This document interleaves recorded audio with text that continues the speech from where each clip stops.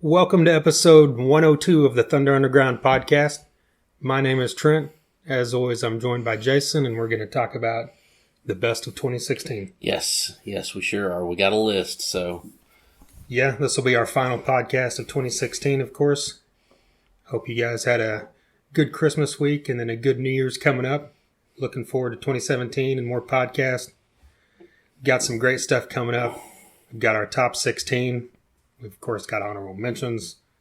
We've got a list of other stuff we're surprised didn't make our list. All that great stuff. Yeah. We're going to talk about some local guys that had new music. But before we get into that, we need to mention that our friend and musician locally, John Holata, that we talked about last episode, unfortunately passed away on Christmas. Yes. And this was, of course, a big loss to his family, his friends, and this Tulsa music scene.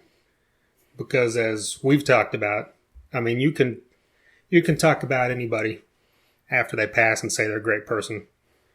But there are people, when you're saying that, you definitely mean it. Yeah. And this is one of those guys that even if I wasn't a close friend of him, we considered him a friend because he always came up to us at their shows or when we're out and treated us like friends. And that's all you can ask for from anybody, especially someone who you admire their work and everything. Definitely. Always greeted with a handshake and a hug, when we saw him, and just insane guitar player. The first couple things that come to my mind is, I think Steve Murdoch wrote one of his posts the other day about, when John was playing, it looked like he was 500 miles away. He was just off in his own world, and you really got that sense. I mean, he was just unloading on the fretboard, and he was just so lost in it, and that was really cool to see. And also, one thing is when we first started doing this and started talking to local guys, every single one of them talked about John Holata. This is my favorite guitar player around here, or this is a guy you guys need to look up. So, I mean, it just speaks to... Like big-time people around here, like Steve Ray. Yeah, exactly. It speaks to how well he was loved and, the imprint he left. So, prayers, condolences to him and his family, and it's just, it's a sad thing for sure. I'm glad you mentioned that about what Steve said. I didn't happen to see that, but I really thought the same thing because there's a lot of those guys that you watch play and you can tell that they were meant to be playing music. Yeah. Like when they play, it's not like just someone up there playing guitar because it's fun or they're going through the motions or whatever. You see a guy like Zakk Wylde or Dimebag or Steve Vai or Joe Bonamassa, these kind of guitarists. And I mean, those are heavy hitters, and you could say John Holata is that exact type of guy because when you see a guy like that on stage, it's just pure emotion, power, and music. That's right. And that's all that he was up there to do. And it's not just, hey, look, I'm cool because I'm playing guitar. It's like, this is what I was put on this earth to do. Definitely. And you always got that sense. And, we were fortunate enough to be at the Joint Effects final show. Yeah. And then Screaming Red Mutiny's the first show was in the morning at Rocklahoma, but we saw the next show that night. Yeah. One of their first shows, and we saw a couple other times. And it's unfortunate because, obviously this band were huge fans of what Screaming Red Mutiny was doing. And another thing to point out is that on episode 48, when we had John and the entire band on here, they invited us to come over early, and we got to watch John record the solo for one of those songs. I think it was Hand Grenade Serenade. Is that right? I think so, and that was just a complete honor. So, I mean, you look at that now, and there's so many people that just even probably friends of his that never got to watch him do something like that. Yeah. So I find that a complete amazing honor that they invited us into their studio space just to see him record the music because we love the music. But then to be able to say that we saw John do that is even a bigger honor. Yeah, it's something that will stay with me for quite a while, and I'll always be a fan, and I'll always champion Screaming Red Mutiny and John and Joint Effect for sure. Yeah, and we're going to mention them again here in a bit when we're talking about some stuff we love, but go out there and grab that EP that Screaming Red Mutiny put out earlier this year. I promise if you love rock or metal, you're going to love this. The guitar work, of course, like we've been talking about, is phenomenal, but the whole band is great as well. So, once again, like Jason said, condolences go to his family His wife Casey was also in this accident, and she's recovering. And as far as we know, she's going to pull through this thing. So hopefully her and their son, can find a way to deal with this. But the good thing is his music and the spirit that this guy had will live on.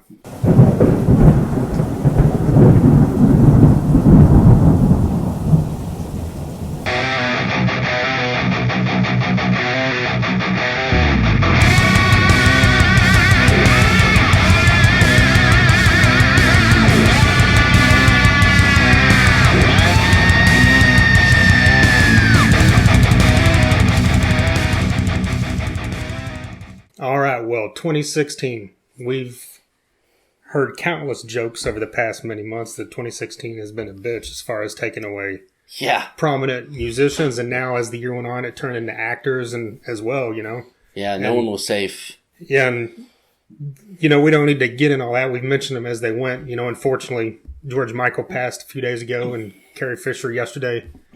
The list just keeps kind of mounting. But I think, like Mike Portnoy pointed out earlier in the year, that's just, we're getting to that point in our lives where when you were young, all these iconic people are going to start leaving and it's going to start sucking. Yep.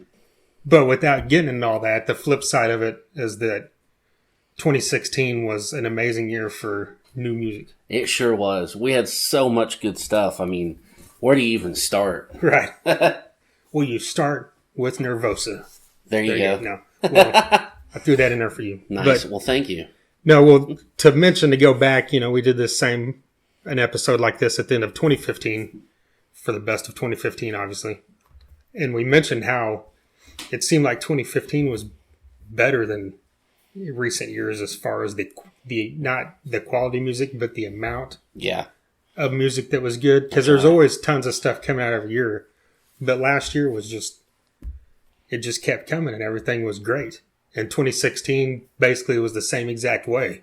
And I can say that because, we whittled this down to 16 and that was hard because there's at least 16 more that could have been in that top list in my head and then 20 or 30 more that I loved a lot as well. Yeah.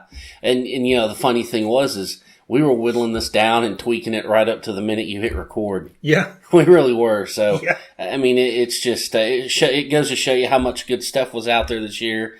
And I think that it's, you have, I think, a couple of reasons for this is, bands have got to work more. They've got to put out more. They've got to get stuff out and get on the road quick, and also to that same thing is, it's got to be really fucking good now. I mean, it's really got to... These bands have to bring it. It doesn't matter if you've been around a couple years or 20 years.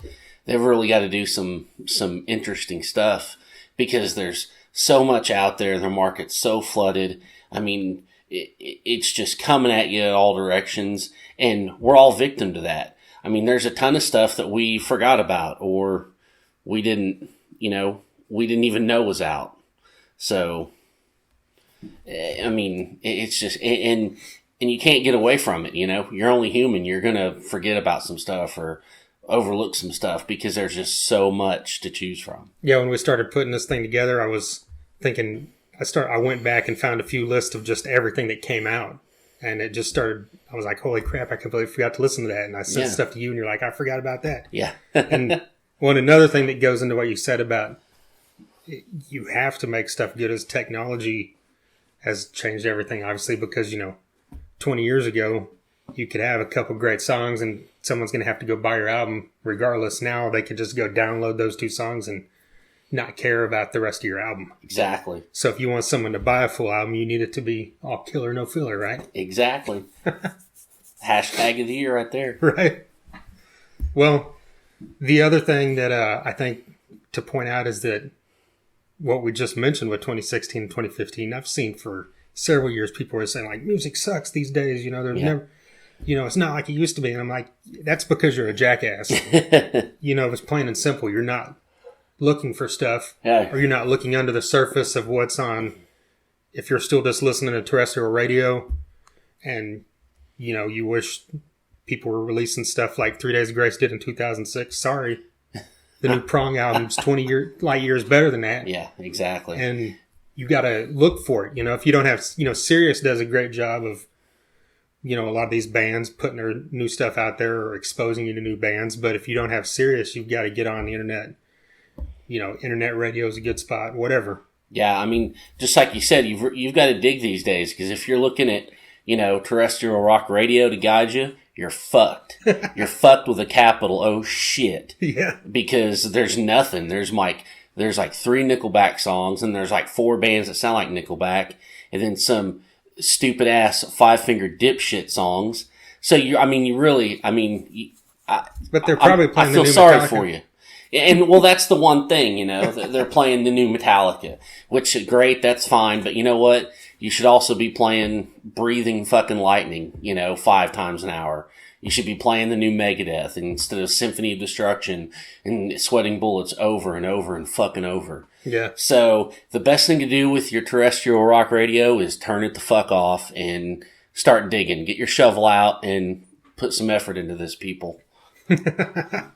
Well, first thing, I think I kind of surprised you with this. I don't know if I mentioned, did you have anything that surprised you? I'm looking at this, and I've got an item for each thing here. Yeah, I think I know. Okay, I put down, what would be one or two surprises of the year as far as new music went, or 1 or 2 disappointments. And if we start with disappointments, I think I know where we're both going to go with this. Yeah, exactly. I'm going to go towards In Flames. In Flames, yep, right. Exactly. And That's it. want to preface it by saying we're going that way because we're both huge fans of In Flames. And especially, we sound like these people I was ripping on a minute ago when I'm like, their old stuff's great. Mm-hmm. You could say that about a lot of bands. And it's not that In Flames' new music isn't great. It's good music. They're putting out good quality stuff, but it's just, without being too much of an asshole, it's just boring compared to everything that they used to do. The last agree. 2 or 3 albums, they've kind of shifted, and I don't know if that's just the way that, I forgot what's the singer's name. I'm drawing a blank. Anders. Yeah, if that's the way he's wanting to go, because the last couple of years, a couple of guys that have been there forever have left. Yeah. And makes you wonder. Yeah, if it's just kind of because you see other bands, not necessarily bands from Sweden, but bands from the heavier side of things, like All That Remains or Kill Switch or whoever, that have had success by putting songs out there that are a little more, not radio friendly, but a little more catchy or whatever. Yeah. Well, in All That Remains case, it is a little more radio friendly, but maybe that's what they're trying to do, but instead of doing it with a couple songs, they're doing it with a full album. Yeah. Well, and I mean, it's just like you said, maybe we sound like old school guys. Oh, your old shit's better, but I just have to agree with you. Yeah, there's some bands where their old stuff is better, but their new stuff is really good too. Yeah, and we're going to be talking about those here in a bit. And this isn't one of them. They just kind of, I don't know, it's kind of fell flat, for me in the In Flames department. It's a disappointment. Yeah. Because I know we both really used to love that band. Yeah. Yeah. And I mean, I'm not blowing them off. I listened to the album 2 or 3 times in a row. And there's songs on there I like, but it's just not anything I feel like I'm going to go back to I do all the old stuff, Exactly. And as far as surprises go for this year, one thing that just, gets me right off the top of my head is, I think by this time last year, I think we knew that Guns N' Roses was a go. It kind of started up in 2015, right? Well, it still wasn't official. Oh, okay. But it was still like everybody, it was the unkept secret. And so we knew it was going on, but the surprise to me was just how well it went off. Okay. I was really waiting for a meltdown or just something, and it didn't happen. And I was really pleased because rock and metal really need that band right now. So I'm just, and I can't wait to see him this year. And I was really surprised that it went off without a hitch and has been so successful. I mean, I knew it would be successful, but I just thought there would be some dumb shit by now. Right. And there wasn't, and that makes me happy. Yeah, and I mean, they're going full bore with it, because they just kept going like we thought they would. Started going around the world, and they've got stuff planned into the spring in other parts of the world, and they come back to the U.S. in the summer and Canada. And it's like you said, when you saw them and Axl's piano started, going out, you thought, well, here we go. I get to witness the meltdown, and it didn't even happen. Yeah. So that was great. Yeah, because he got pissed, and it looked like it might start, and then he just had a cooler head, I guess, prevailed, and then went about his way. And like I mentioned on that episode, if this was 1993 or something, that would have been the end of the show. Would have been all-out war.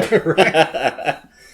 So, and just to throw that in, if we're talking about 2016, that was, I went to those 2 shows in a row, and that was one of the best concert experiences of my life. Since I got down in the pit, got up on the barrier, so I was front row for, my favorite band growing up, and so it was just an unbelievable experience. And I'm just telling you, if you're still on the fence about seeing them and you like Guns N' Roses music, just go. Believe me, you won't be disappointed.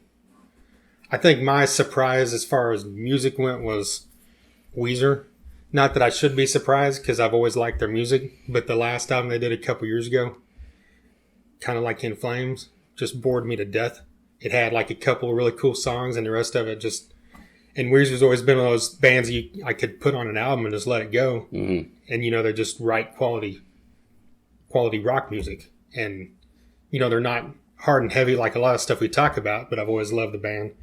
And the new album, yet another self-titled album from Weezer, is back on par. And I think it's even nominated for Album of the Year with the Grammys or something. Yeah. Or maybe it was Rock Album, I don't know. But regardless, it's great, that they're back. I think another surprise for me, kind of funny, because I've always kind of critical of this band, is Bon Jovi. I listened to the new album begrudgingly because of the whole fact that Sam Bora wasn't there. And I saw a lot of people ripping on it, that not just people saying Bon Jovi sucks, people that like Bon Jovi. Yeah. And I thought it was a decent album. I was surprised at how well it was compared to what, I guess because I went in with such a low expectation. It's not anything that I think this is one of Bon Jovi's great albums. It's not, but it's better than the last couple albums at least. And hey, maybe that's because Richie Sambora gone. Maybe I'm wrong about everything. You could be, but I doubt it. I doubt it. No, I doubt it. But yeah, anything else comes to mind on either of those or no? No, surprises? No, everything that I would hoped would be cool was cool, and I don't know. Once we're done, I'll probably remember some shit. Yeah, that's how it always goes, right? Yeah. So well, another one that was on my, when I was just writing a list of albums that I listened to down so I could kind of go through it, was Surgical Meth Machine, and that's a band put together by Al Jorgensen. Yeah, and I was kind of surprised at how much I liked it, because Ministry, I've always really liked Ministry, but it's just one of those mood bands. You got to be in the right frame of mind to really delve into that. And Surgical Meth Machine, there was just something about it that caught my attention right away, and it's just a really cool album to listen to. So I just suggest, that's one I'd throw out for people to check out if you're into, what it's going to sound like. It has different stuff going on in Ministry. It does separate itself, but it sounds like Al Jorgensen's involved. Yeah. So, but we've got a list here, just to kind of reiterate what we already said about how great the music was this year. Here's some albums that came out that one or both of us liked. Yeah. And just start this list off with Insight. They put out an album earlier this year, Oppression, and we've had Richie on here twice, most recently episode 88, and he talks a lot about it. And they're just a great up-and-coming thrash band. And then Drowning Pool had an album earlier in the year, and we had CJ on episode 45. And that's kind of a lot of people were saying they thought it was their best album since their first one. Yeah. It's pretty strong. It's pretty tough. Yeah. It's got some great music on it, and, they're great live as well.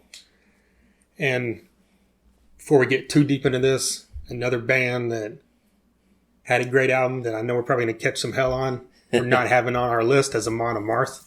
Yeah. This thing is a fucking, just killer straight through, and I love this style of music. But as much as I love it, I've always leaned more towards some other bands in that genre, like Tear and Yeah, definitely. whatever. But I like Amon Amarth, and I really like the album. But there was, I guess, 16 other albums that jumped out at me above that. Yeah. Well, and for me, Amon Amarth is, I know they're a great band. Everything I've heard from them I like. It's just, that was one album I'd never got around to really listening to because there's just so much shit coming out this year. Yeah. And, I mean, You'll dig it, I promise. Yeah, I mean, throw me some hate if you want. It's not because I don't like them. It's just one of those things, you get so much stuff going on in the year and something's going to fall through the cracks. Yeah. The Cult has a great album. Yes, they do, yeah. Saw them live a couple times this year. We saw them on a headline show, and then one of the GNR shows I went to, they were opening. Mm-hmm. It's got great stuff on there. Delane's got a new album out that's cool. Last in Line was one I was kind of shocked didn't make our list because we both really like that. And they put on a performance at Rocklahoma that I know both of us said was one of our favorites, if not the best of the whole weekend. Yeah, definitely. And then Anvil. Yeah, Anvil. I mean, that was one I really listened to the first few months it came out. I listened the hell out of that. It's just got some great songs. Die for a Lie, and the Zombie Apocalypse. Zombie Apocalypse. I mean, it was just hooks for days, and that definitely makes the honorable mentions. Blackstone Cherry, their album Kentucky, that almost made my list. That was a great record, way better than their last one. Excuse me. Yeah, way better. That song Soul Machine, it just keeps running through your head all day if you listen to that thing. That's right. Jackal, that's another honorable mention. No, don't get into that yet. That's an actual honorable mention. Oh, okay. Sorry, I thought that's what we were kind of doing. Now I'm just going down the list of stuff that didn't jumped even make around the cut. a bit. Yeah. Well, because Anvil is in my honorable mentions. Oh. Okay, gotcha. Well, Holy Grail. Killswitch Engage. I was kind of surprised didn't make either of our lists. It almost did. That's another almost. Yeah. Three Doors Down, going old school. They had an album that was kind of what you said about... who'd you just say that about? Blackstone Cherry. Better than their more recent stuff, And then, Diamond Head had new stuff. Filter had a cool new album. Avatar is another one that's just a great album, and that's another one that I know is on a lot of people's lists. Yeah. And that was kind of hard to not put on my list as well. We had Johannes on episode 90. That was pretty cool. Soto is another band that we talked about on one of our podcasts. That was a good one. That's a long-ass album, too. Yeah, it is. It's a lot to... It's like 75 minutes. But it's one of those ones that truly lives to the all killer no filler moniker because you don't ever feel like you need to skip anything. And if you're not familiar with that, that's Jeff Scott Soto's band namesake, and check that out. It's great stuff. American Head Charge, one we talked about, has a cool new album. Hell Yeah, I had one out. Grand Magus. I never know how to say that right, but it sounds good to me. Yeah, Jason Carroll's gonna probably be mad that they're not on our list. Same with Sabaton. Yeah. Both of those are killer albums. And then we had Honky. Yes. Which we both dug, and we saw them live. They were great live. Can't wait to see them again. They came around the area quite a bit. Dead Daisies is another one that I thought might make my list, but didn't. They're pumping out new music pretty regularly now. This is like their third album in the past 4 years. Yeah, that's good. It's good that they're doing that. And it's the second one with John Corabi. Yeah. And it's just great, solid rock and roll. Yeah. You can't go wrong with that. And then Valiant Thor. Yeah. The Chili Peppers. Going back to the 90s, it's like the Chili Peppers. Rob Zombie is another one that we talked about. This new album kind of brought me back into loving him. More so than recent stuff, and seen him live at Rocklahoma. He puts on one hell of a show. Yeah. This whole band does. It was a spectacle. Nonpoint has a great new album. And episode 83, we had Elias on here. Go check that out. Avenged Sevenfold, we did a full-on review on YouTube on this one. Yeah, go check that out. That's a return to form, in my opinion, as well. Beasto Blanco had a new album. 6 a.m. is another band that I know I like, but you don't care much for, but it's the same way. They kind of lost me on their last couple albums, and this kind of went back to the first couple that I really liked. Yeah. Super Joint, Balls Out. Yeah. Hope to see them. I listened to a few of those the other day. That was really good stuff. Yeah. Yeah, it's just, if you like Phil, it's just Take No Prisoners, Balls Out metal. Exactly. And hope to get to see them, and they're coming, I think, is it February? No, it's January. Yeah. They're on tour, and they're coming through Arkansas. We might make that trip. Then we've got Sick of It All had a new album. I don't know if you checked that out or not. I did not. I'll be honest. God, you know what? I think I did at some point. That's just another one that just gets thrown at you with all this other stuff. Helmet's new album is really cool. It's a little bit different. The way Page is singing is a little bit different than it was in the 90s, but it's a cool album. Upon a Burning Body is another one that I thought was all killer, no filler. Yeah. That thing is just... I know a lot of people that love metalcore kind of blow them off, and I think that's probably the reason that I love them so much. It's because they're just like, I don't know if they're bringing like satire to the metalcore genre, because a lot of their lyrics, kind of go into that just vein. Yeah. And it's more of just like if metalcore was having a party, that's what this band would be. There you go. Yeah. Who else? We got Korn had a new album that was kind of a return to form. Yeah, it was. Taiketo, we talked about that here just a few weeks ago when we had Chris Green on. That's a stellar album if you're into AOR. Who am I missing? Sonata Arctica, amazing power metal. Surprised they don't make my list. Alter Bridge is another band I'm surprised didn't make either of our lists. No, what's wrong with us? I don't know. I listen to that a lot, and I think the song Poison in My Veins, if we were making a top 16 songs of the year, that would definitely be on my top top list. Red Fang, Woven War. What am I missing here? Devil Wears Prada, excuse me. Epica. D. Snyder. I don't know if that might go on your disappointment list. That, what I'm glad that does go on my disappointment list. I'll be honest, I still have not listened. I listened to the We're Not Gonna Take It, instrumental version, and that's like one of my favorite songs of the year as well. That's great. The rest of it is a goddamn beer coaster. I'm telling you. Right. What a steaming pile. Yeah. Well, Dust Bolt's another band you discovered this year and really dug. Yes. Our buddy Kyle Williams from Forever in Disgust and Smoke Offering kind of turned us onto them, and that's a really great record. Yeah, Truck Fighters have a kick-ass new album, and they're actually coming here to Tulsa in January. Yes. Downtown Lounge. We'll be out there. Suicidal Tendencies, Airborne. Both of those are albums that I dug a lot. Surprised they didn't make the list, but you can't. You got to cut it off somewhere, right? Yeah. You do. 12 Foot Ninja is another band that I kind of felt the same way about. I listened to several of those songs quite a bit and really dug it. And Lordy, Monty Pittman, Broken Teeth, Geezer, and we're not talking about Geezer Butler. This is a band I accidentally discovered just a few weeks ago. Yeah. And it's real kind of trippy. It falls into that stoner rock vein, but it's a little more... like Scorpion Child and Crowbot and, that kind of thing, yeah. Yeah, it's a really cool album. That just came out like a month or two ago. And then we've got Rival Sons, we talked about recently when we saw them with Sabbath. Phenomenal band. Yeah. And then, of course, ending this album list with Nervosa, because that's the one I was kind of shocked didn't make your list. Yeah, I know.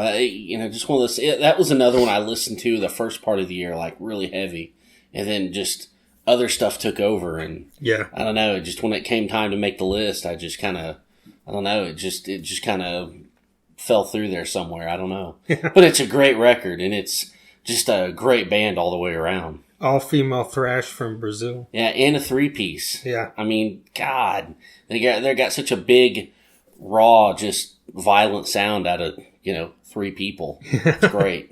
And if you like thrash music, check this out. You'll like it. Well, we also wrote down a few things of there were EPs and cover albums and stuff that we wanted to mention because they were good. Yeah. And as far as the rarities and covers and that kind of thing, Soilwork put out a rarities album, which is cool stuff because Soilwork doesn't release anything that's not phenomenal. The Sword put out this Low Country album, which is basically high country acoustic. Yeah, it was the whole high country album, but just acoustic. And pretty interesting. Pretty cool stuff. It's worth checking out. And, hearing a band like that in that setting, it shows their musicianship and, how great these songs really are. That's right. Lead a Forward. I didn't actually forgot that Time Capsule album. Oh, yeah. And then Ace Frehley had this covers album out that I know we both of us really dug. Yeah, it was really good. That had tons of great stuff on it, and it just kind of... It's definitely one to check out if you're into Ace Frehley or just good rock. And Paul Stanley does a guest appearance on it. Who'd have thought? That was their first time playing together since, was it 99 or something like that? Since like Psycho Circus era, maybe? Yeah, and Paul Stanley even did the video with him. Nice. Yeah. Well, as far as EPs go, The Devil You Adore. Oh, yeah. Who we've championed quite a bit, has an EP out that's great. Mike Ariza and Jeff Sandoval, same way. That's a good one. We've had them on here a couple times, and that's just great, solid, hard rock and roll. Micah, same way. Great rock and roll. A little more punk, kind of glam tinge to it at times. Yeah. Yeah, really fun stuff. Yeah. Ironaut, on the flip side, heavy as hell. A little more, what's the word? Ballsy, stonery, boogie, We had Eric from Ironaut on here a while back, too. Lamb of God had an EP out, 2 new songs. Both of them are great. Yeah. Phil Campbell had his EP. Chris Green had his. We mentioned that when he was on here. Phenomenal instrumental rock. And as far as instrumental goes, Machine in the Mountain had their 3rd EP out. And it's just, you can't say enough about these guys as far as instrumental metal goes. Yeah, it's quite the journey. Yeah. And that's in a good way. And I would put that, high up on the list of, if you want a recommendation of what you should listen to. Yeah, of, definitely. Stuff that's under the radar, or obviously independent music. Even better seeing them live, Yeah. They've got a persona, and you just kind of hang on every note. It's great. Definitely. Then we've got Damon Johnson from Brother Kane, put out his first solo album, which was an EP. And that, this guy is a songwriter among songwriters. Yeah. And it's evident as hell on this EP. Can't go wrong with this thing. It's got some really great rock. And I'd highly recommend that to anybody. Then we've got Screaming Red Mutiny, which we talked about earlier, of course, because of John. This EP came out earlier this year. We had them on episode 48 talking about the making of it, because it was before it had come out. And this thing is just, ballsy, hard and heavy. It's got soul because of the way John plays and the way Sprout sings. It's just pounding rhythm. This is one of those ones that, you just kind of stumble over your words when you're trying to think of what to say. Yeah, it's called Encumbered We Stand, and it's just if you're looking for something that's got some Pantera and some Seven Dust, and then with a little bit of a southern twinge here and there, this EP is for you. It's so good. Yeah, Sprout from King Shifter, really opened up his vocal style in this thing. Did. And it just really shows how great of a singer he is, and he meshed really well with John and Tony and Mike's sound. And, it was just really cool to hear that. And, I don't know if they plan to do stuff in the future, but we should have mentioned earlier, since we're talking about Screaming Red Mutiny now, there's going to be a benefit show. Yes. Actually, February 4th and 5th. It's going to be 2 full days. I don't know if you knew that. I just saw that last night that Steve announced. Nice. So many people want to play, be involved, and all that they're extending it to a 2-day event. And I know that Screaming Red Mutiny has said they will play. Okay. And then we've got Grind and Machine in the Mountain and Driver, I think. Those are the only ones I know for sure. I remember from the list, but there's tons of bands that are going to be involved in this. And of course, when it all comes together, we'll talk all about that. Oh, for sure. And of course, we'll be there. Yes. And ending this EP's list with Ghost. Yes. Because this is definitely an album, top 10 album of the year. But we tried to, just say, well, let's make this a full album list instead of, so it's just this whole, You go.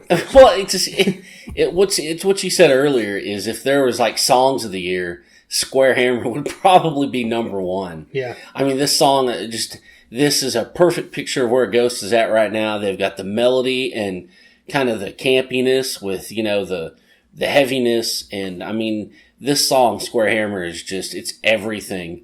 I mean, it's just everything. I mean, you hear it once, you'll be singing it all day long. And that right there, that's your sign of a great song. Yeah. And it's kind of like, it would have been in my list, but I kind of agree with you about the whole EP and live releases. Well, plus it was stuff. A lot of covers, man. And it was a lot of covers, yeah. And there's really cool Eurythmics cover on there. I mean, It's just a great record. Yeah, their cover of Missionary Man, I just listened to that like 20 times in a row.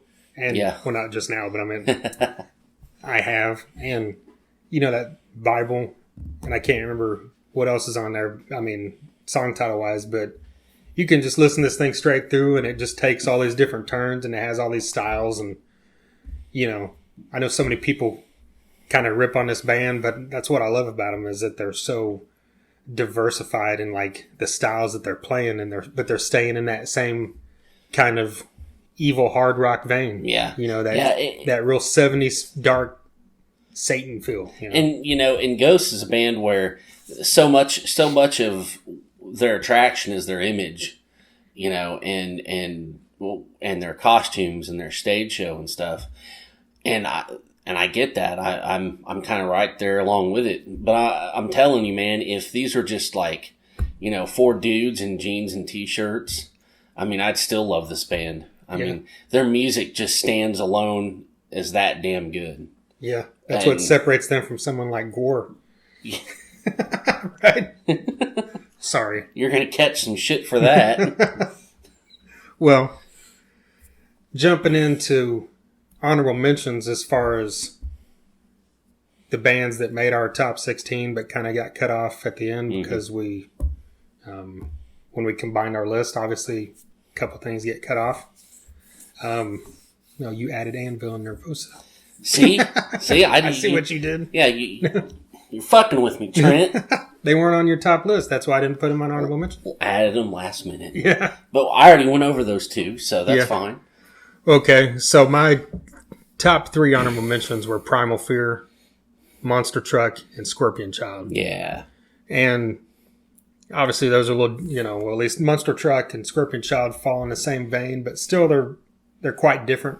Scorpion Child has the whole stoner thing going, but they're like racked full of melody, and it's like almost like if you took, I don't know what band to compare it to, but if you took some 70s melodic rock band and combined them with like some stoner doom band, it's like great songs, great choruses. It's just real bombastic for a band of that genre. And that's what kind of really separates them from those bands. Even a band like, Crowbot has great choruses and stuff, but it's still different. It still lies in that same vein. And Scorpion Child, like, just kind of expands it into this whole, almost like if, you cross Led Zeppelin with Crowbar. Yeah. That's, I don't know. Monster Truck falls into that same kind of category as Crowbot and Scorpion Child. But this second album of theirs really kind of streamlined their sound into a more straight ahead hard rock thing. Yeah. It still has that kind of dirty grunginess to it at times, but there's stuff like we talked about it when it came out, like For the People. It's totally out of left field. It starts out and you're like, hold on, was I listening to Alabama or am I listening to the band I was listening to? Yeah, no kidding. And it's just feel good rock, but all their stuff is still fits right into that stoner vein, but they've kind of stepped out of it a little, I think. And they went on tour with Blackstone Cherry and Volbeat, and that kind of shows you, I think they're fitting into that vein. But they're also still left of it a little bit that they could still fall into the. Yeah, if you like the stoner rock, you'll dig them. Straddle that line there. Yeah. And Primal Fear, man, I don't know what to say. I mean, this album from start to finish just balls out. power metal at its finest, German power metal. That's right. And, I was just, I've always liked them, and they're a band that I loved early on, and the last, 5 or 8 years maybe kind of slacked on really paying attention and listening to them. Yeah. So when this came out, I listened to it, and it just floored me, from start to finish, and I just kept listening to it over and over. And I mean, when it came down to making my list, there was a few other bands I was wanting to put on there, like the Cult or Last in Line or whatever, Hatebreed, but I stuck to my guns and put this on there just because I listened to it so much and just really loved what they did. And I know you were the same way. You used to be a huge fan, but yeah, I mean, I don't know that it's not saying they're back. They're just back to me, Yeah.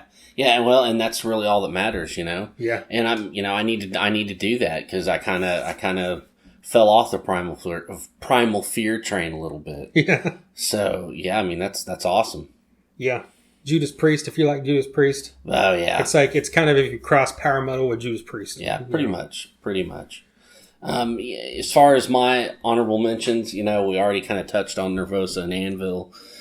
Jackal was another one. Rock Out With Your Cock Out, I thought was a great album.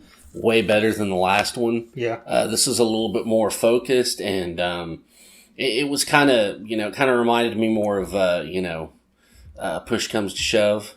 That album, that was great. So that's kind of why this album stuck out to me a little more than the other ones have in the past few years. Just because I'm drunk doesn't mean you're right. It's a great fucking song. Go listen to it. Everybody can relate to it. Hatebreed was another that just barely made the cut for me. What a powerful album. We saw them at Rocklahoma this year, and they just really made the most of the opportunity they had this year, and they really melted some faces this year. So that was definitely an honorable mention. Concrete Confessional, that's what that album's called. Yeah, it's one band you see live, you know what you're going to get, but they never disappoint in bringing that. Yeah. It's just hardcore power, and that's what Jamie Jost and that band brings. That's right. Yeah, and they're just, I'll never pass them up seeing them live. Yeah. And I like the album, and I was kind of surprised that I didn't put them on my list just because of how big of a fan I've always been of that band. But I think it just came down to, I like the last album, The Divinity of Purpose, a little bit more. Mm-hmm. And not saying that that's a gauge on what an album should be for this year, but it's just kind of why I think it fell off my list. But yeah. Okay, a final honorable mention that we both really dug is a band that we've already mentioned a few times. Crowbot, Welcome to Fat City. That's right. These guys, no sophomore slump here. Right. They just they took what they did on the first record and just kept it going, and they trialed out some sweet jams. Right. And that album title is great to me. Yeah, Welcome to Fat City, which that's the song it opens up with. It's badass. Yeah. Hold On for Dear Life is just crazy. These guys have got soul. They've got their own sound, and their live show is insane. Yeah. That's kind of what I was mentioning about Scorpion Child. It's like they've fallen into that stoner category, but they really are more than that. Oh, yeah. Exactly. And they've got that same way. They've got that 70s feel, but they've got that just, like when you see, like you said, their live show is insane. When you see them, they're just intensity at its finest, but it's not like intensity as far as like metal goes intensity. It's just the joy of what they're doing. Exactly, it's just kind of like we talked about with John Holata, just they're getting lost in what they're doing, I think. And yeah, they definitely are. That's a band that I think is going to kind of continue this upward climb. Bands like that don't ever get massive, I don't think, from this style of music, but they've definitely got the sound, they've got the songs that can make it to where they can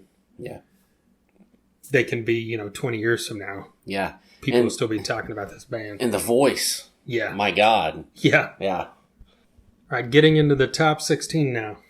Kicking this off at number 16 is Volbeat with Seal the Deal and Let's Boogie. Yes. In classic Volbeat fashion, another great album title. Yep.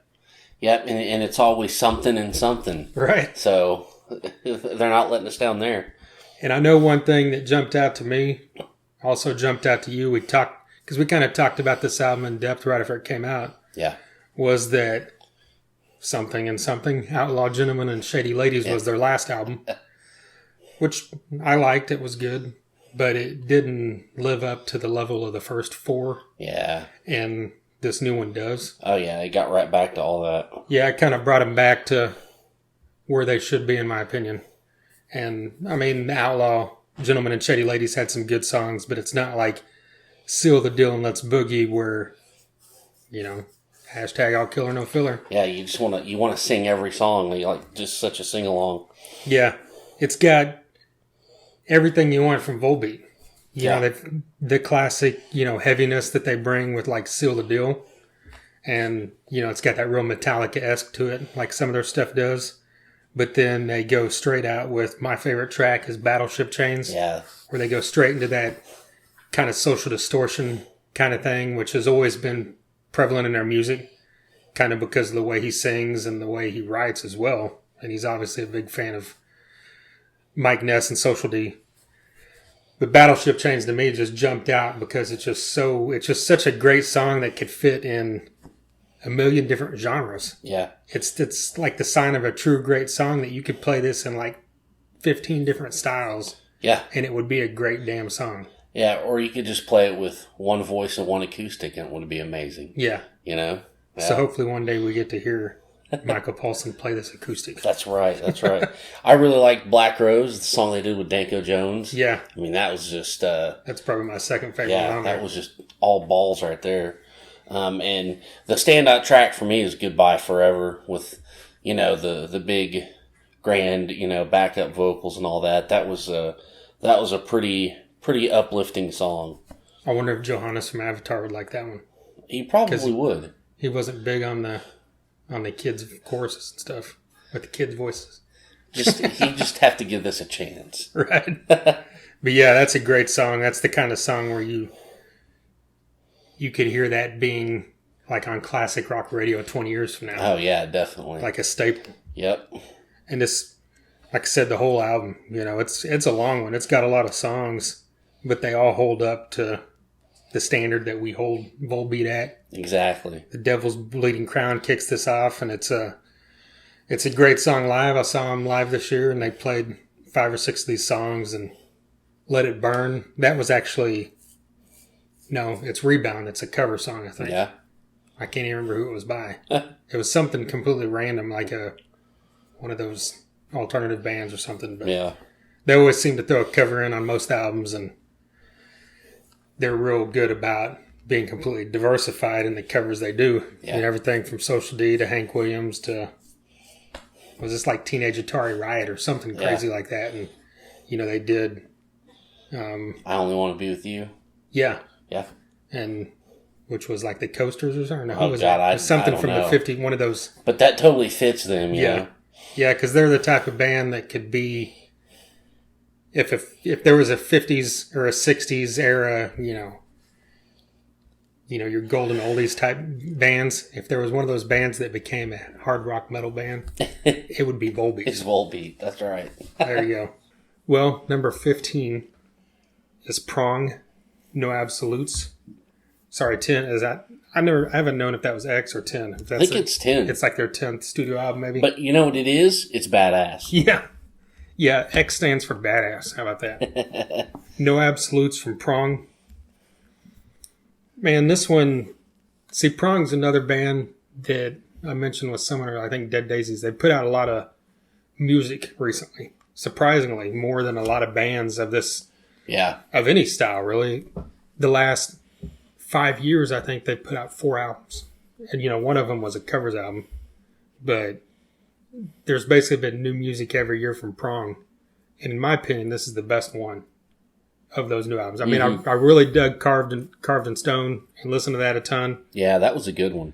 But this one, I think, is probably my favorite of the newer Prong albums. And because it's just another one of those all killer, no filler type things. Without Words, Cut and Dry, No Absolutes. They played both those songs, or Without Words and Cut and Dry, when we saw them live. Yeah. And then get further into the album, Ice Runs Through My Veins is a little off the beaten path for Prong. It was so good, though. But yeah, you can't help but just sing along and keep listening to it. And Soul Sickness. This whole thing is just a great album. And Tommy Victor, his voice has changed over the years, but it's changed in the fact that he's like expanded what he's done or what he's doing.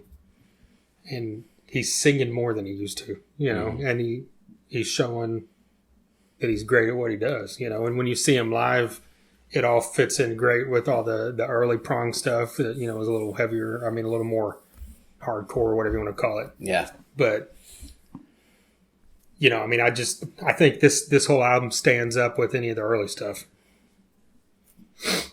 So number 14, Inglorious. Self-titled. Yeah. And I don't know, the best way to describe this would be glorious. Yeah. I mean, if you like, if you like Rival Sons, you're going to love this fucking band.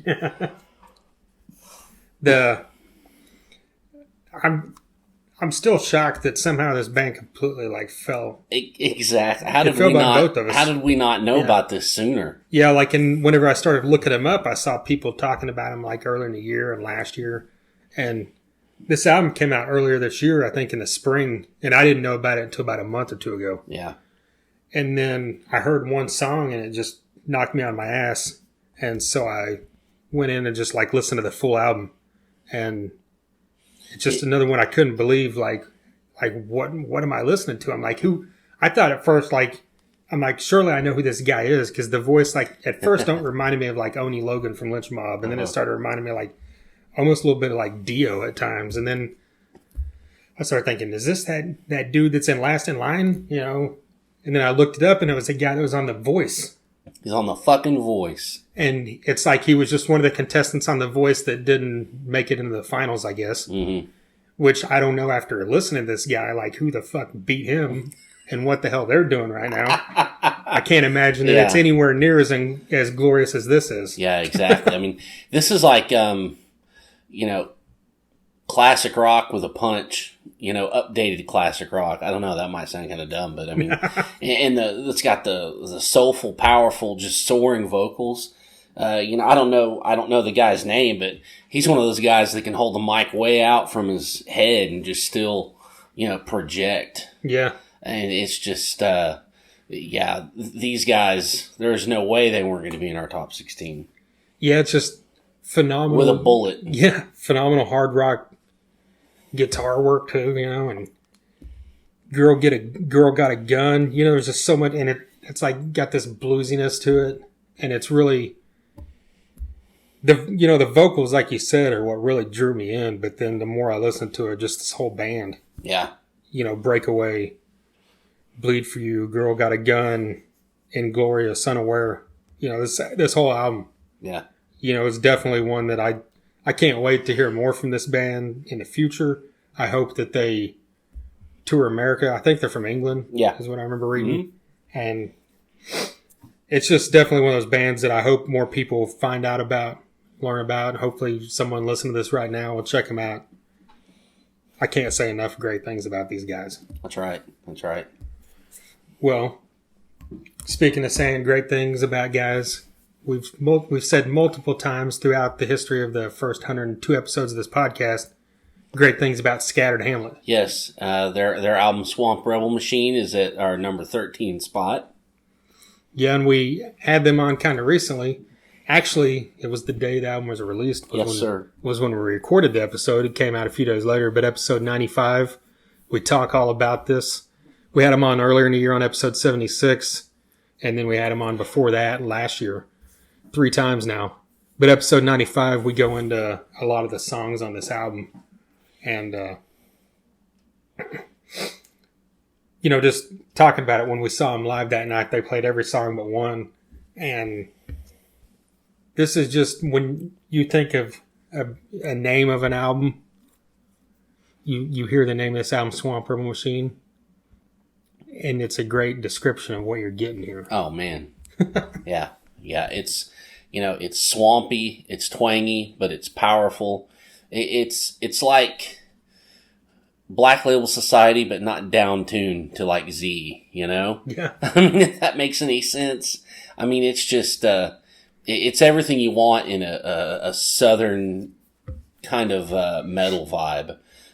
Green Bastard, Whippoorwill, Stonewall Jackson, just amazing songs.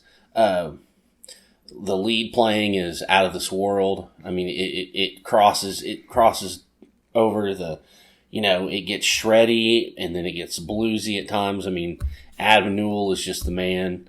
I mean, I don't know. I mean, I could just keep going, you know? Yeah.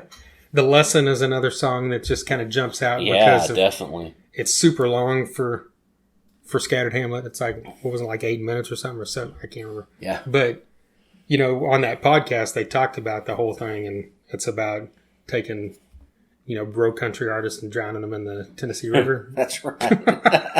And I mean, how does that not make you want to listen to this, or make you want to say, this should be number one, actually, probably on anybody's list. But, like, Buckshot, this is like every single song on this album. That's another all killer, no filler. Oh, man. And, you know, we've mentioned on that episode, you know, we knew several of these songs because we've seen them live a few times over the last couple of years, and they've been playing them, a couple of these songs leading up to this album.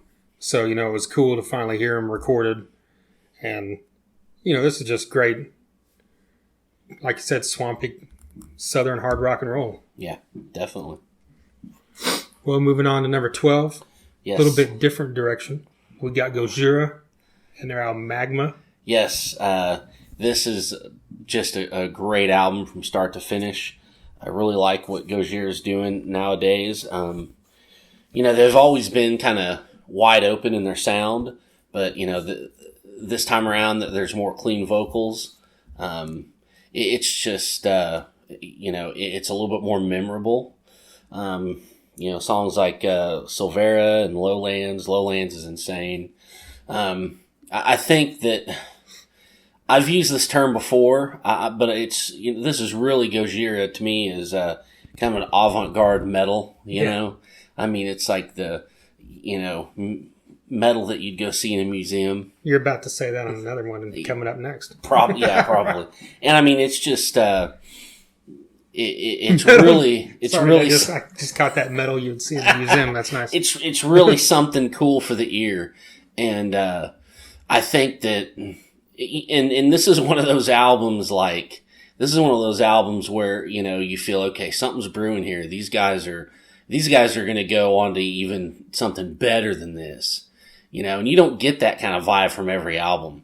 So, I mean, this album was just, a really cool, you know, snapshot of where they're at.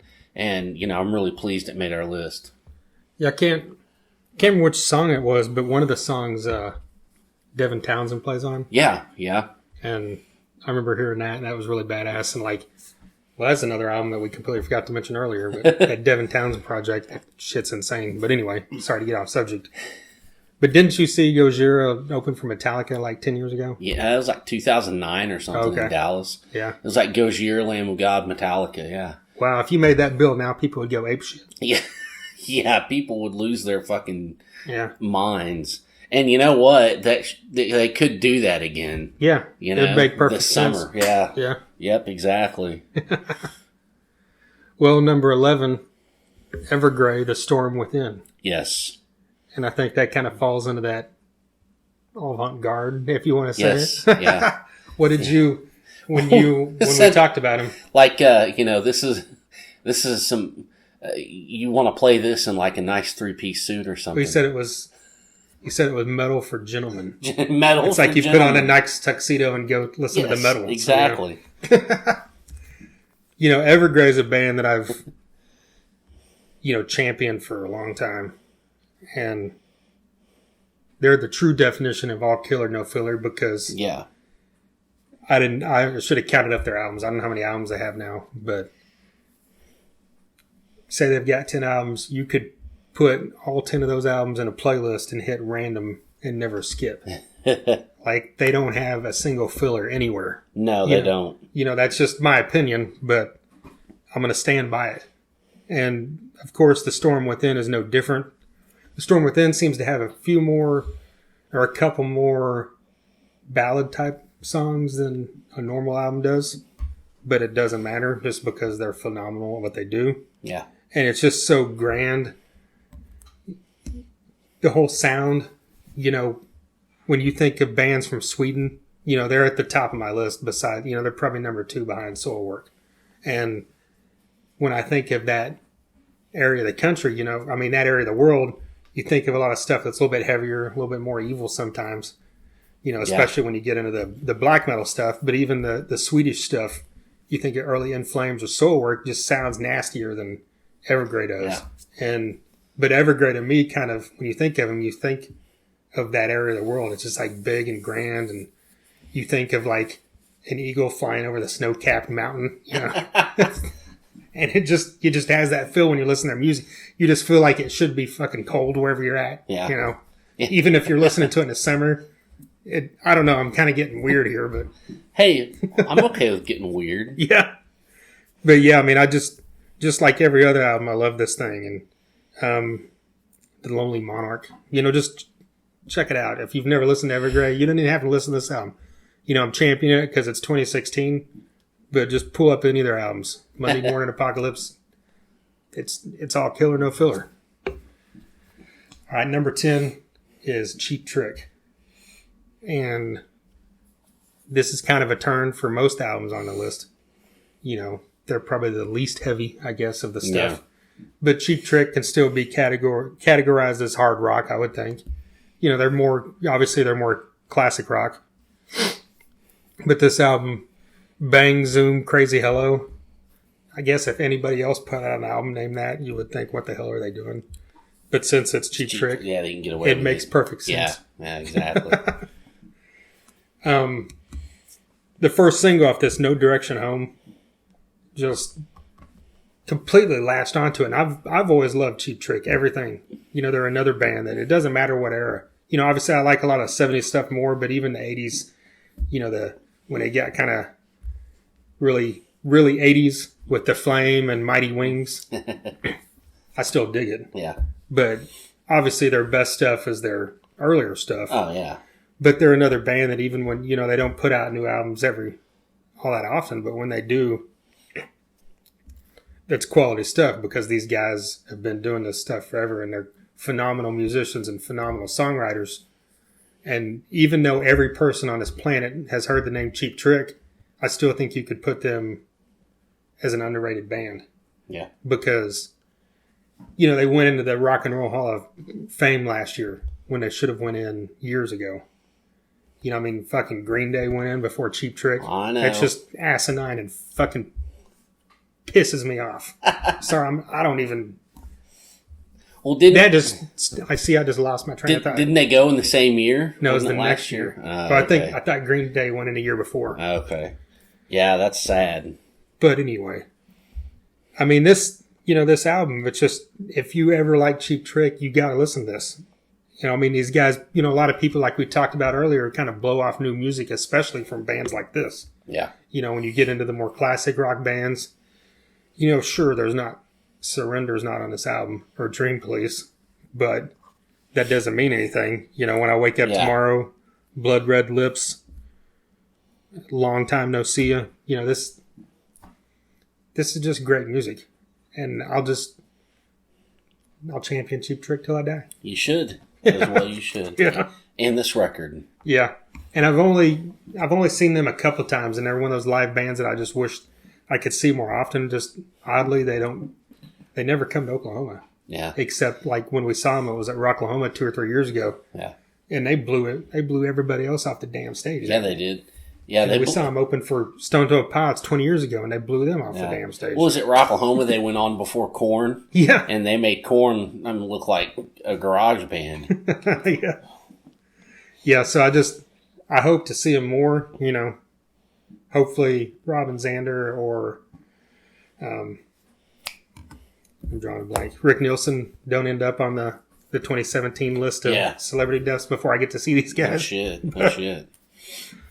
Well, before I keep rambling about how much I love Cheap Trick, someone else who loves Cheap Trick is Kirk Windstein. That's right. And I bring that up because number 9 on our list is Crowbar, The Serpent Only Lies. Yes.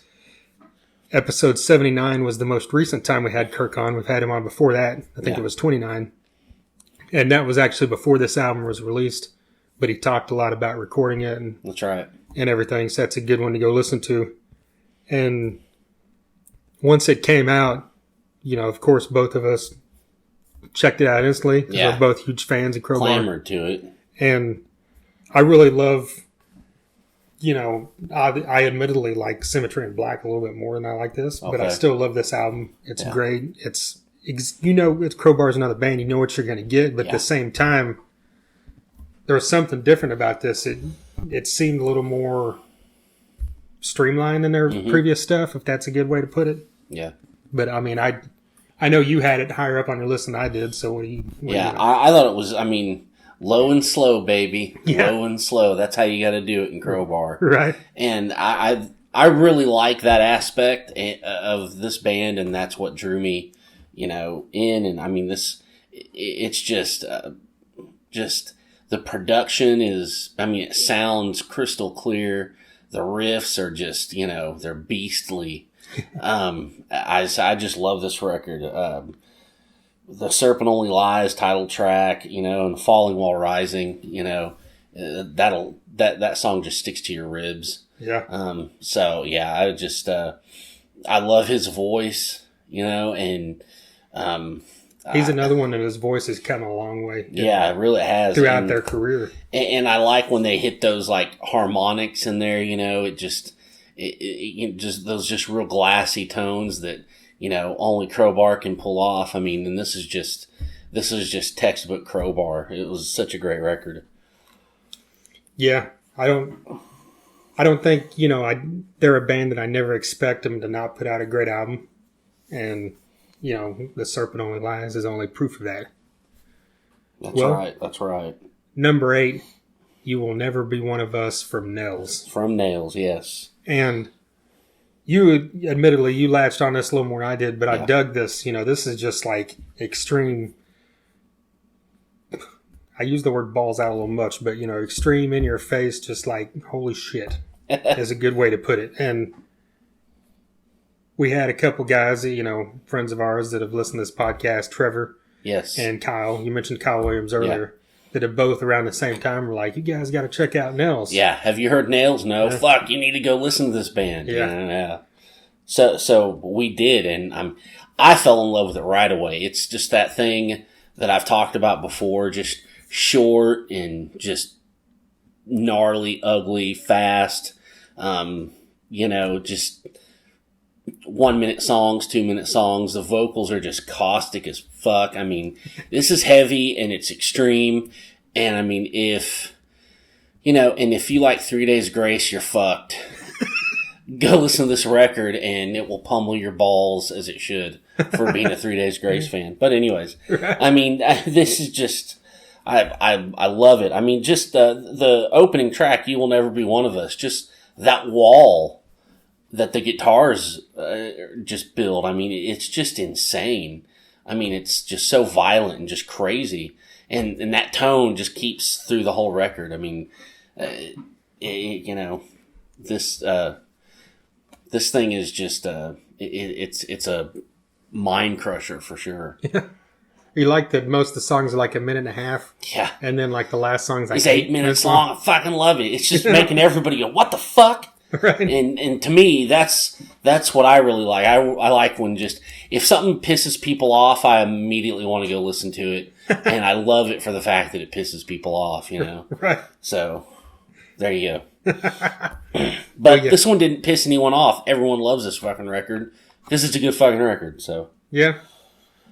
Well, another good fucking record. Yes. Is Breathe in the Water from King. And that's number 7 on our list. Which I knew when we were talking about this earlier, I knew this would be in our top 10. So glad to see it made it past the halfway mark. Yeah. At number 7. And we talked to Eddie actually on episode 96. And talked about some of the songs from this album. And this is their third album. And I love the other two, but there's something about this album. I think it's my favorite of their 3. Yeah. And it's just, it goes in different areas. It's, it just starts out with Pristine Warning, which is just like what you expect from King. Mm-hmm. But then by the time you're halfway through, you're listening to Show Me Your Love. Yeah. And this is just like another one that would be in my top 10 songs of the year. It's just phenomenal. Yeah. It's like to the point of, without sounding a little corny and getting weird, it's just beautiful. Yeah. And it's just a love song where you think, I can imagine if I wrote this song, I would feel like the biggest badass in the world because some woman would totally like fall all over me because I wrote something that's damn beautiful. Yeah, there you go. Yeah, I mean, it's just, and that shows you their versatility. That shows you all, how they like to just change it up and, and their influence, Yeah. Then you get further into it, and Song for a Broken Mask is one of the ones we talked about on the podcast with him. And that's a great song. That's one of my favorite songs on the record. Same here. It just like totally jumped out at me because it was the same as like with Show Me Your Love. It's like it just went in this different direction. And it just really, the way he sings and even the music reminded me of Temple of Dog. Yeah. And, because it has this Cornell-esque vocal style to it, and then the music even. But even not that, it's just phenomenal song. And this Bipolar Schemes, Breathe in the Water, the whole album. I mean, you can't say enough about these guys and how, they, we dig this style of music. We've talked about Crowbot earlier and Monster Truck and Scorpion Child. They can fall into that vein. They could, and the great thing about King is, we talked about Crowbar, Low and Slow. King could go on stage and open for Crowbar. Yeah. Then they could turn around and go on stage and open for, Prong. Yeah. Or Metallica. Yeah. Or just, they could open for all different types of music because they're really versatile, like you said. And they did a tour with Papa Roach, and then they went and did one with Clutch, Yeah, I think you've mentioned that on the episode.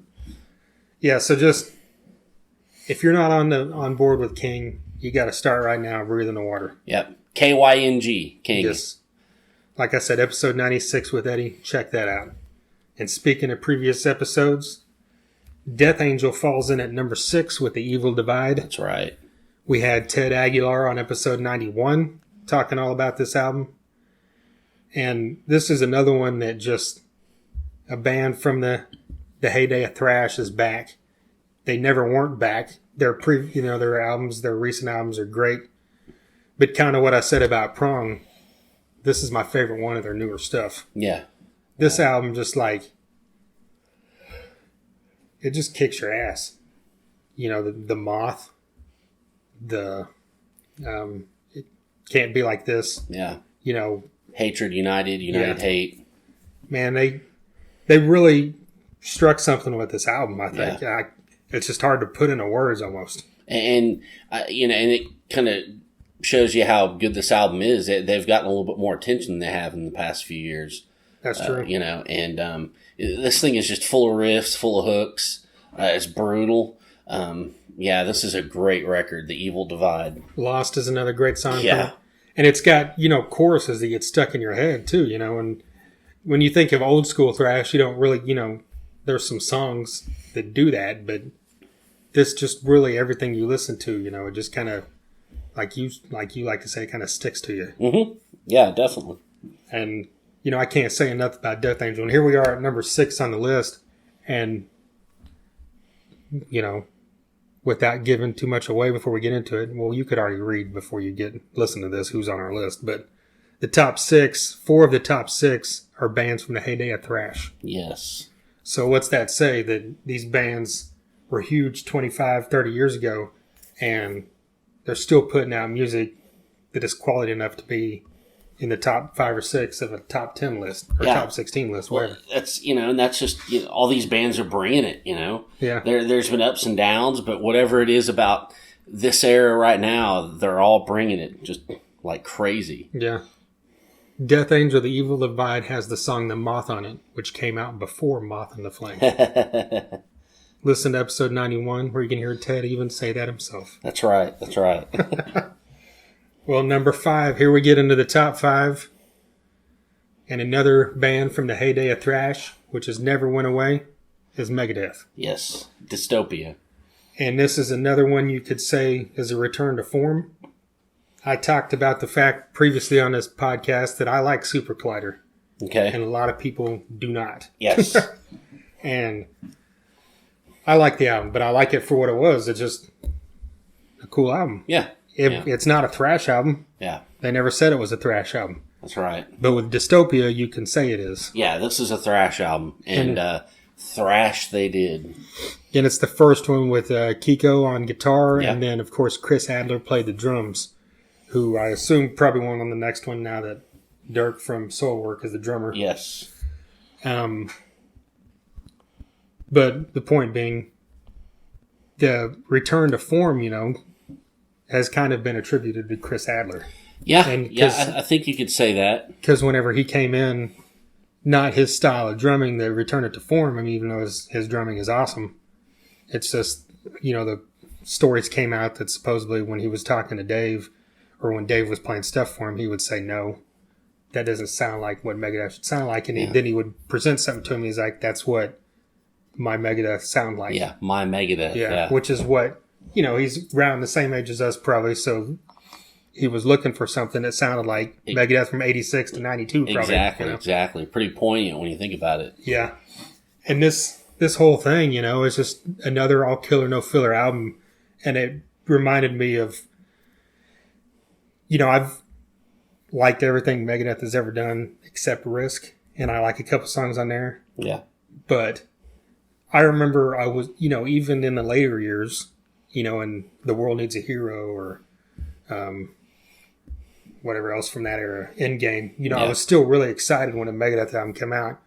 But then after it came out, even if I liked it, the feeling kind of faded. But with this one, months after it came out, you still kind of had that feeling like, holy shit, this is new Megadeth. I know. And it's great. I know. You get excited. Yeah, so that says a lot about, what they did. They recaptured not just a sound, but they recaptured something. Yeah. That makes you, as a fan, even though it's been 25 years or more, excited about what you're hearing. Yeah, they harnessed something.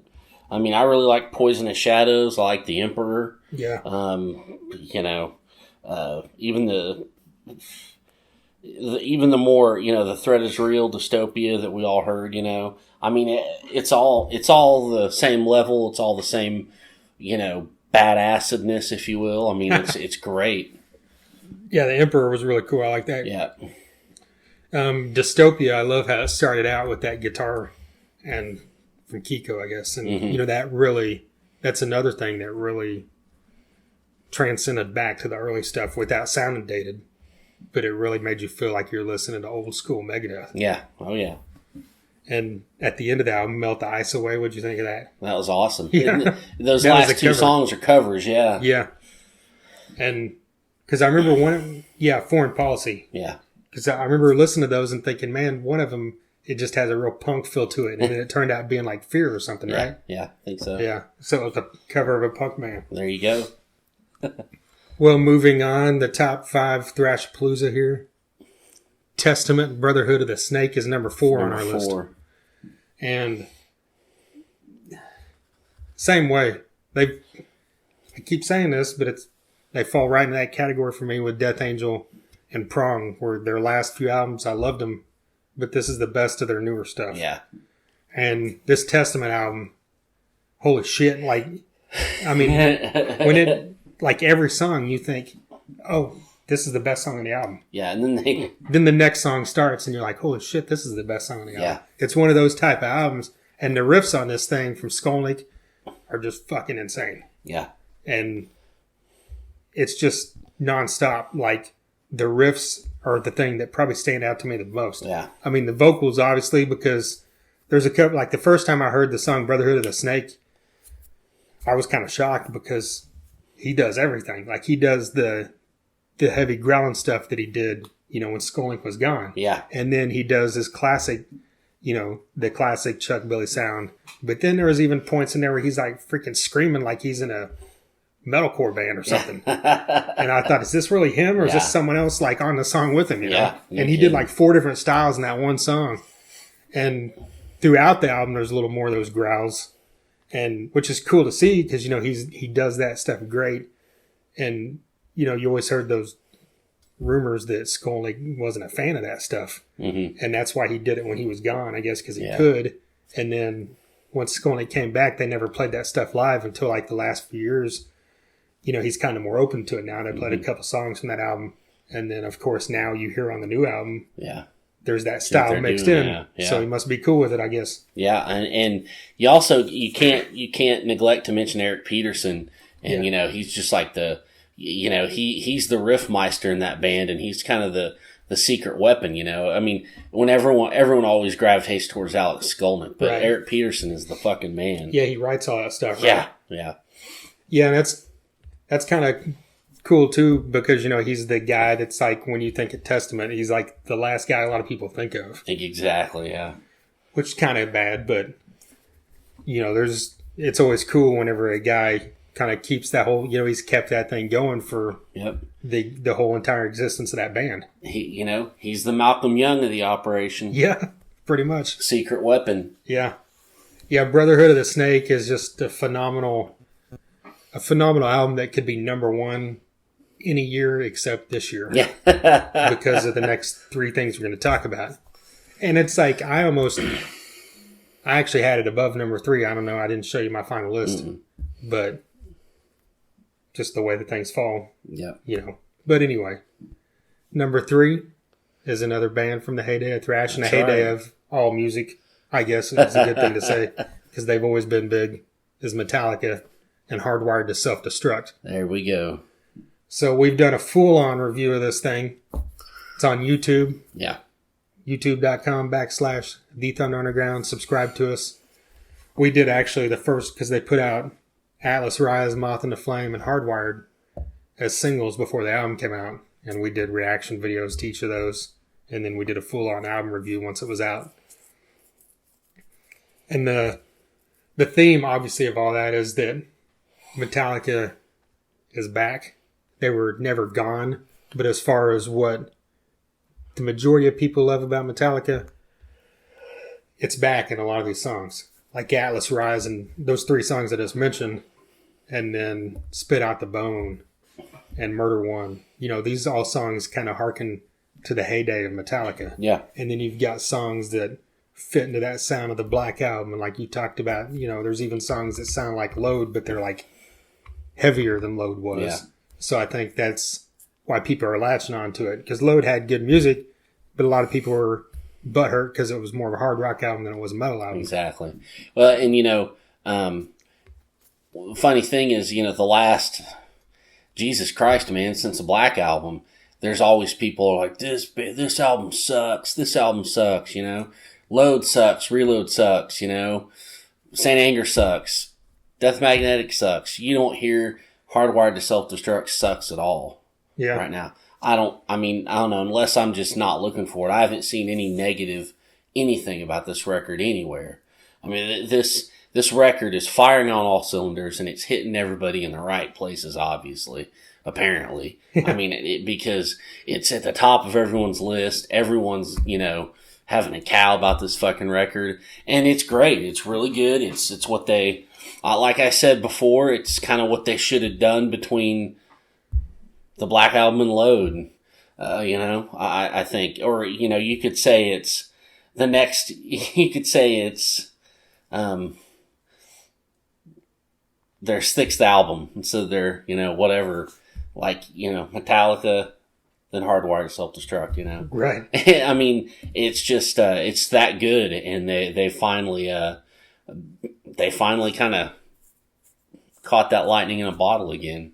Yeah. And this is an album where there's songs that I definitely like better than other songs, but there aren't any bad songs on here. Yeah. And it's funny because I mentioned this, I don't remember if it was when we were talking about it on the podcast, but when we did the album review, we did it after, we don't listen to most of those songs once or twice. Yeah. And so it was an initial first reaction. And I'd said on that thing that Halo on Fire was probably my least favorite song on this album. Yeah. It just didn't do anything for me. And in the second, third time I listened to it, now I would say it's probably my second favorite song on the album behind Atlas Rise. Yeah.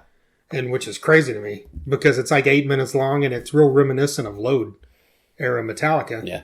but it's just a great song that just builds, and the whole thing, with Moth and the Flame and Atlas Rise, of these long, 6-7 minute epic songs that real harken back to the 80s Metallica. Spit Out the Bone obviously is relentless of that kind of thing, but then you've got I know you've mentioned, is it Am I Savage was one of your favorites? Yeah. A lot of stuff harkens to the Black Album, and we mentioned that too, that they did a great job of just kind of pulling in styles from their entire career. Yeah, they really did. Because there's even stuff that's reminiscent of Death Magnetic at points too, I think. Yeah. Outside of this, the sound of this thing is better than Death Magnetic, yes. and it just goes back to the Black Album almost. I guess you can't ever get what the Black Album had sonically as far as sound goes, but, it's pretty close. Yeah, and another thing with, the theme, there's a theme for each song. It's not like Death Magnetic or Saint Anger where let's cram 55 million different riffs in one song and just go nuts. I mean, it's each song is way more focused. That's true. Yeah, because both those albums were just, you'd be listening to a song and it completely changed into something else 4 times. That's right. Well, number 2. Yes. The voice of rock. The voice of rock. The voice of an angel. Exactly. One of the greatest voices of all time. The voice of God, if there was one. There you go. Would be Glenn Hughes. Glenn Hughes, his new album is called Resonate. Yes. And this album completely resonated in my soul. That's right. It's supreme. It's superb. It's amazing. It's every positive superlative you could ever think of in your head. Yeah. It really is. There's not a million, I've said it a million times, said a million more. Glenn Hughes is one of the most underrated, if not the most underrated artist of all time when it comes to rock music. He's just phenomenal.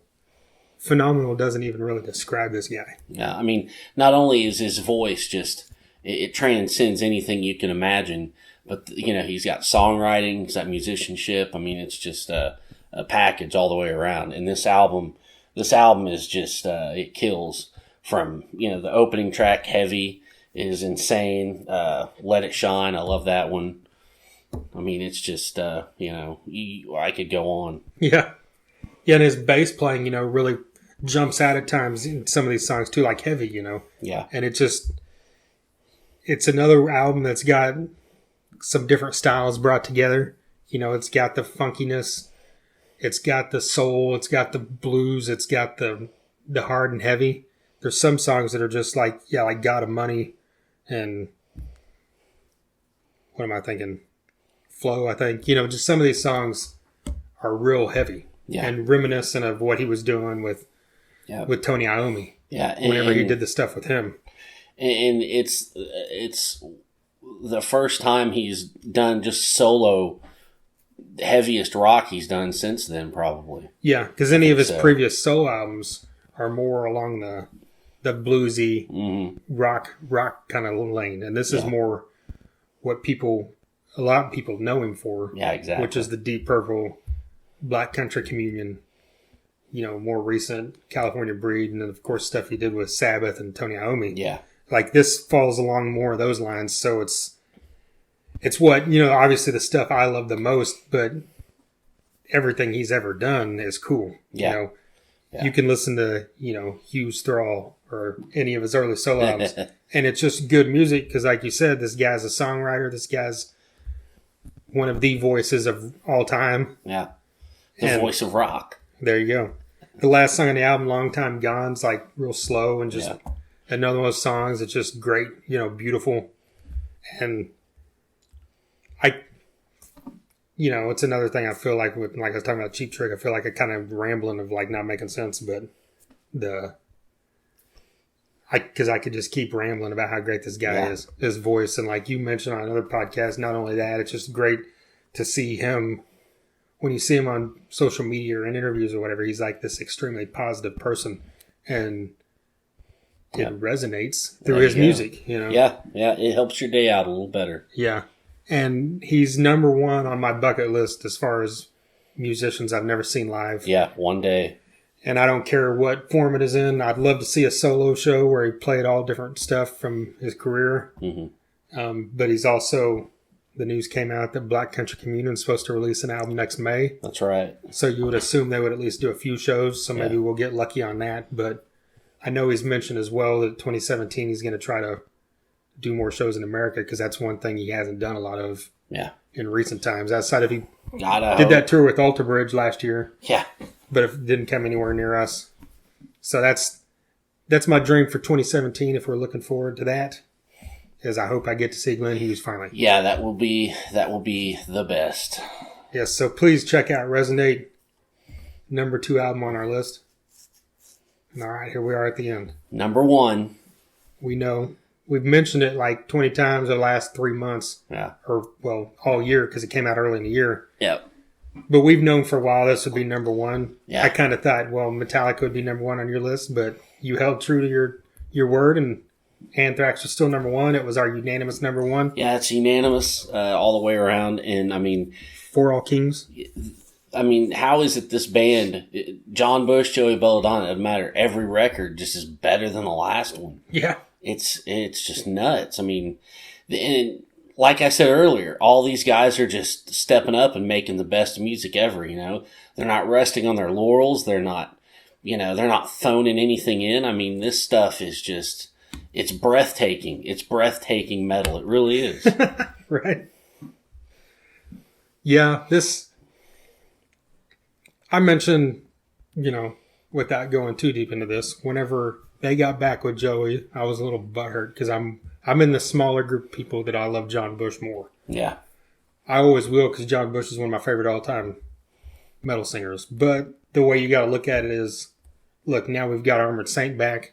Their album, Win Hands Down, was in our top 5 last year. Yes. And now we've got Armored Saint and Anthrax. And Joey Belladonna, since he's came back, it just completely... I've always liked him. I never disliked him, but it completely revitalized how much I love this guy because these last 2 albums, Worship Music and For All Kings, are just phenomenal. And they hold up to anything. Yeah, they like really you said, they keep getting better. Like you can put up Among the Living or State of Euphoria or Persistence of Time, like the best stuff with Joey. And these 2 albums are right there. These 2 albums could be number 1 and 2. Exactly. On the list of Anthrax albums, that's how good they are, in my opinion. Yep. And, you remember how floored we were with Worship Music. Okay? Yeah. And you're like, man, what can they fucking do? There's no fucking way. And then they come out with this. It's like, are you kidding me? How is it you guys just keep doing the best fucking shit? It's crazy. It's crazy. Does that go to say Charlie Benante is one of the greatest songwriters in the world? It could be. It probably is. I mean, Breathing Lightning, my God, that's another song of the year. Yeah. I mean, it really is. That's probably the song of the year in my opinion. Yeah, so epic, so heartfelt. I mean, it's just insane. Yeah, musically, lyrically, everything about that song. Just the way that Belladonna sings it. Almost puts it into a Steve Perry vein, which is weird to say that about a metal band, but it's the closest, any of their songs have got to that where he could showcase that part of his voice, which he's always been high and mighty as far as what his voice does, but this just pushed it to another level. Yeah, I mean, Breathing Lightning is, you can put on any Anthrax song and go, oh, fuck yeah, let's bang our head and crack open a beer. Breathing Lightning, just the melodies, the solo, the vocals, everything is, you get like goosebumps, or you get like, you start like, reflecting back on my life. You get like choked up and you don't know why, but that's what this song draws out of you. Well, you mentioned the solo. Yeah, that solo from John Denai is just...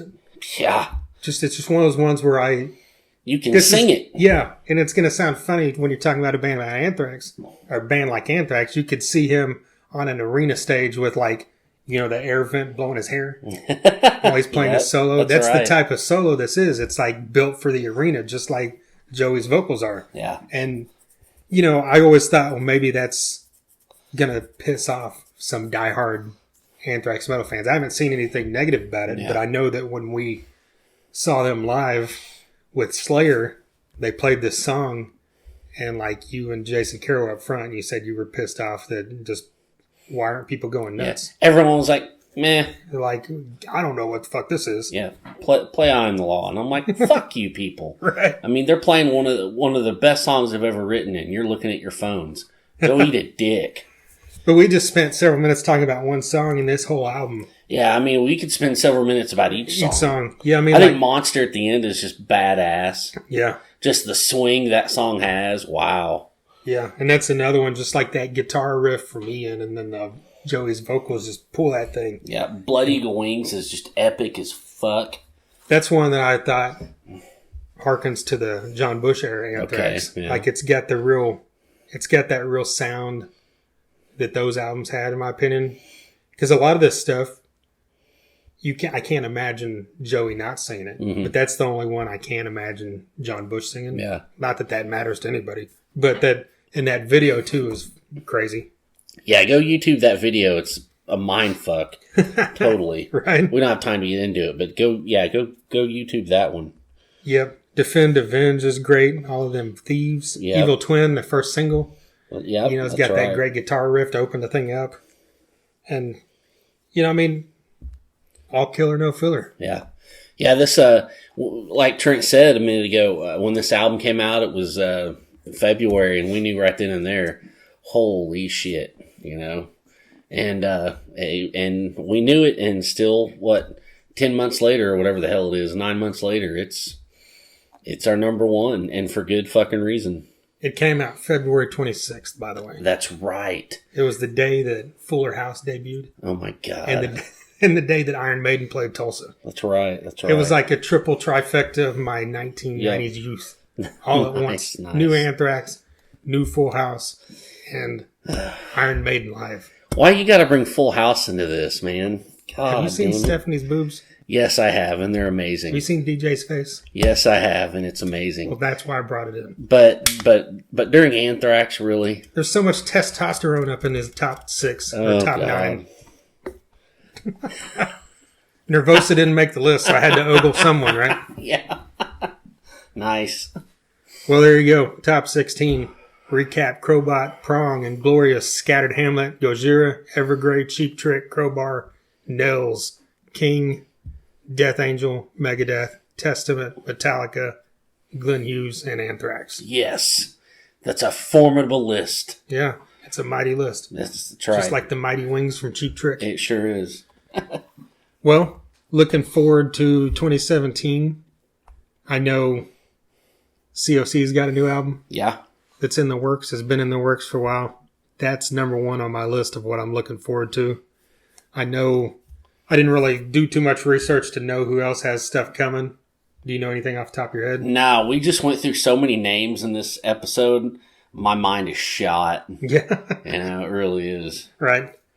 Well, if you've got anything coming out, put it in the comments if you, or that you're looking forward to, or if you think there's something we completely missed talking about, let us know. That's right. That's right. Yeah, and I've been mentioning all these previous episodes. SoundCloud.com/Thunder-Underground. Everything's up there. 102 episodes. I've listed all the guys that we've had on that put out albums this year. We've also had on, like I just said, COC. We had on Reed Mullen from COC. We've had on Sid Falk, formerly of Overkill. We've had on guys from Great White and Warrant, Bullet Boys, Trickster.